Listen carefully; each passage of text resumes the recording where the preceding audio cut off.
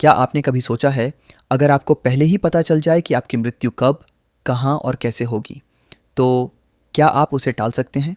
भगवान शिव कहते हैं, भाग्य का लिखा कभी नहीं मिटता। आज की यह कथा केवल एक राजा की नहीं है, यह हर उस इंसान की कहानी है जो भाग्य से भागने की कोशिश करता है।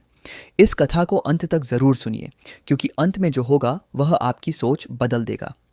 शिव पार्वती संवाद।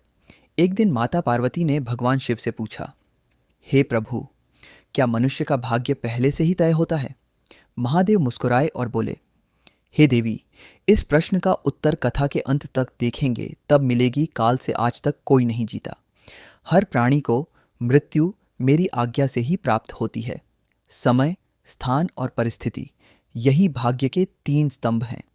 राजा भगीरथ पृथ्वीलोक पर एक महान राजा राज्य करते थे।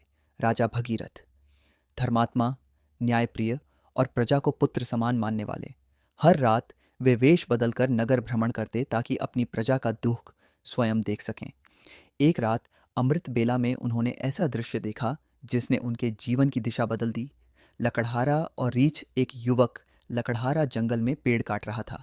अचानक एक भयानक रीछ उसी पेड़ पर चढ़ने लगा। डर के कारण लकड़हारे का हाथ छूटा और वह नीचे गिर पड़ा। उसी क्षण उसकी मृत्यु हो गई और तभी वह रीछ एक सुंदर स्त्री में बदल गया।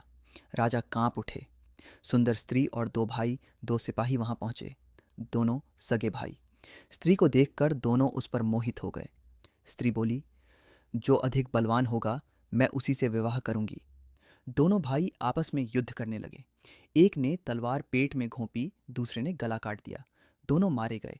स्त्री हंसी और जंगल में चली गई। नाग और नदी राजा ने पीछा किया। वह स्त्री एक विषैले नाग में बदल गई। नाग नदी में कूदा जहां 101 लोग नाव में सवार थे। भगदड़ मची, नाव पलट गई, कई लोग डूब गए। नाग बाहर निकला और आगे बढ़ गया। काल का रहस्य, अब वह नाग एक वृद्ध ब्राह्मण बन चुका था।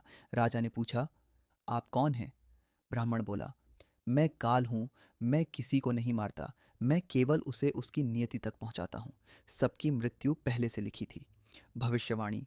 काल बोला, 1 वर्ष बाद तुम्हारी मृत्यु तुम्हारे ही राजमहल में सूली पर चढ़ने से होगी। राजा स्तब्ध रह गए।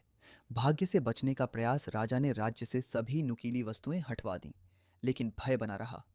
अंतिम रात वे भिखारी का वेश धरकर महल से निकल गए। अंतिम दृश्य, दर्जी के घर राजा को चोर समझ लिया गया। उनके पुत्र ने आदेश दिया, इसे सूली पर चढ़ा दो। सूली की जगह सुई की नोक। वही सुई मृत्यु का कारण बनी। भाग्य पूरा हुआ। भगवान शिव कहते हैं, भाग्य से कोई नहीं बच सकता, लेकिन कर्म से जीवन सुधर सकता है। वर्तमान को जियो, धर्म के पथ पर चलो, यही सच्चा जीवन है। तो वीडियो पसंद आई है तो लाइक करें। मेरे चैनल पर पहली बार देख रहे हैं तो चैनल को सब्सक्राइब करना ना भूले। हर हर महादेव।